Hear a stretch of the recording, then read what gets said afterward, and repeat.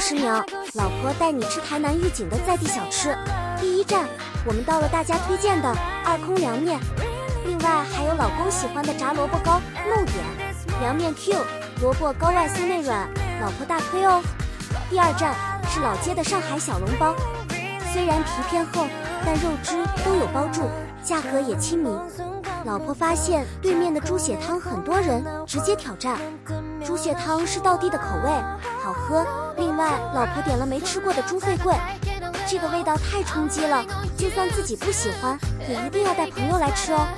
第四站是老婆最期待的吃冰，我们点的是2人份，炼乳可以自助加，芒果虽然没有很甜，但整体是好吃的。最后，我们到隐田山房喝下午茶，这里干净明亮，很适合聚餐、休息、放松心情。大家来预警都吃什么？欢迎留言分享哦。